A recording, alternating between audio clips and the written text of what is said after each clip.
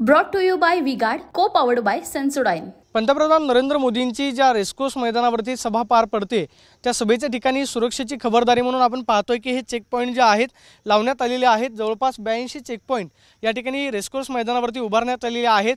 काही हजारांची गर्दी जी आहे त्या सभेच्या निमित्ताने रेसकोर्स मैदानामध्ये होऊ शकते। मात्र पंतप्रधान नरेंद्र मोदी यांच्या विशेष सुरक्षेची जबाबदारी लक्षात घेता आपण पाहतोय की रेसकोर्स मैदानावरती हे 82 चेक पॉइंट जे आहेत उभारण्यात आलेले आहेत। अत्याधुनिक मशीन जे आहेत या ठिकाणी लावण्यात आलेले आहेत।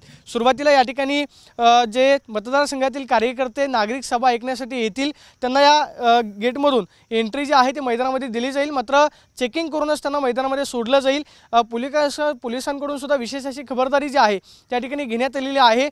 4 मतदारसंघातील कार्यकर्ते आजच्या सभेसाठी उपस्थित राहणार आहेत, ज्याच्यामध्ये बारामती, पुणे, शिरूर आणि मावळ या 4 मतदारसंघाचा समावेश आहे। त्यामुळे गर्दी जी आहे मोठ्या प्रमाणावरती होऊ शकते। मात्र गर्दी जी आहे ती रोखण्यासाठी मोठ्या प्रमाणावरती चेक पॉइंट जे आहेत त्या ठिकाणी लावण्यात आलेले आहेत। चेकिंग करूनच येणाऱ्या कार्यकर्त्यांना मैदानामध्ये सोडलं जाईल। मात्र पंतप्रधान नरेंद्र मोदी यांच्या सुरक्षेची जबाबदारी लक्षात घेता आपण पाहतोय की अत्याधुनिक असे चेक पॉइंट जे आहेत सभेच्या ठिकाणी उभारण्यात आलेत। कॅमेरा पर्सन तुषार ननावरेसह Pradeep Kapse, TV9 Marathi, Pune. Brought to you by V-Guard, co-powered by Sensodyne.